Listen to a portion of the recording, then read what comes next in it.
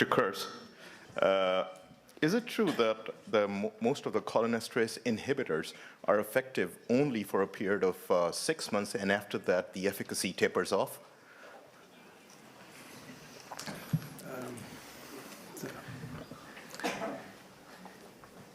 So the question was, is it true that the cholinesterase inhibitors are effective only for 6 months? Well, I think these drugs do not have a clock built inside, right, and they don't stop working after 3 or 6 months.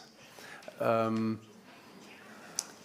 the studies that have been conducted with these drugs, comparing them against placebo, patients usually return to their baseline level of functioning after the period you have mentioned, after approximately 6 months. Right.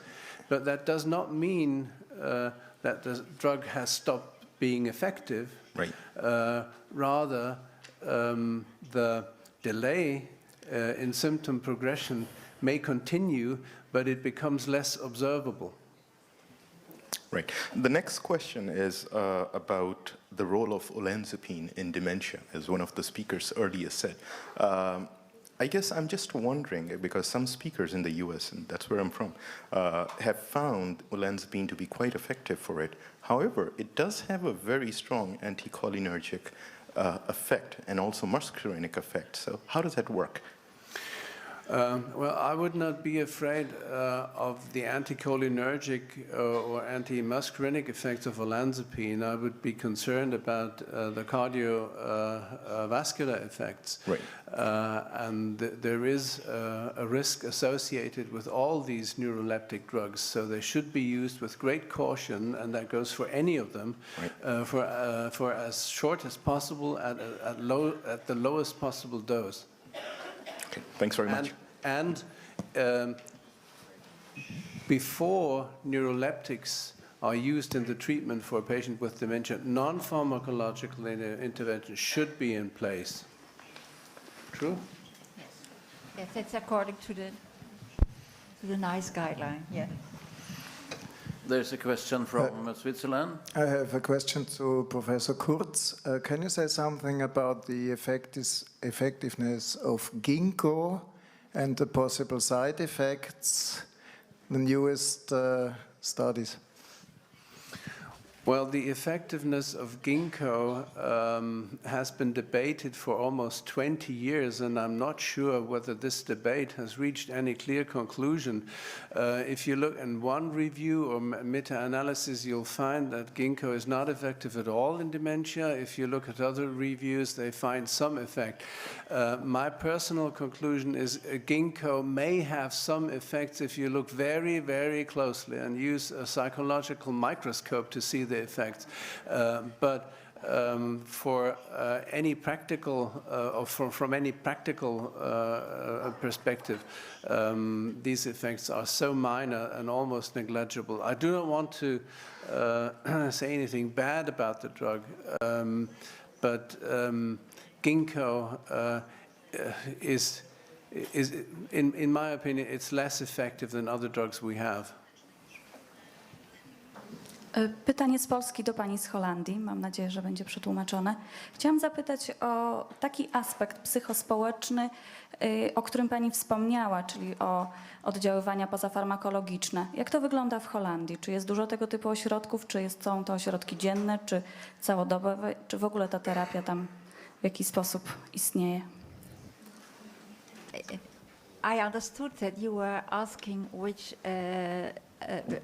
non-pharmacological interventions were going on in the Netherlands, and if I have any experience with it.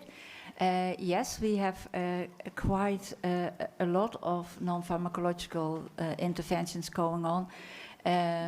In fact, all the interventions I mentioned we do, and what is for instance, the occupational therapy at home is an intervention which is the most effective one so far.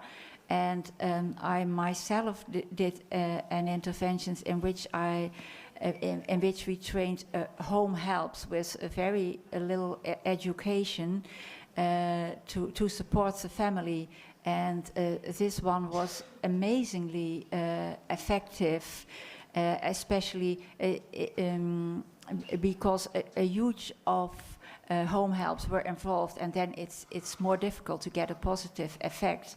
So if you train people who are really taking care of the person with dementia and the carer, that is helpful. So that is something which can be repeated. And there are in nursing homes, for instance, there is the dementia care mapping project going on, which has been developed in Bradford, and in the community there are meeting centers for persons with dementia, and all these programs have shown effects, and there are a lot more, but there are also a lot of interventions which did not show an effect, and so therefore the conclusions are that in all the I separated effective from non-effective interventions and then analyzed which were the common elements, and that's what I told you about the common elements. So we have a lot of experience with it. So if you need information on, and also on the trouble, and I can say that the major trouble is recruitment, and we had a very short conversation, and I'm astonished that recruitment is not such a problem in pharmacological interventions, which are even sometimes dangerous. And it's a huge problem in non-pharmacological interventions. And if we want to raise the evidence, we need more patients and caregivers to be involved. So I really want to ask clinicians to do more, to do the same as they do to include people in pharmacological interventions. Okay, thank you very much. I think we have to close this session now. It's lunchtime. I will thank the speakers for their very well-prepared presentations, and the audience for their patience and activity.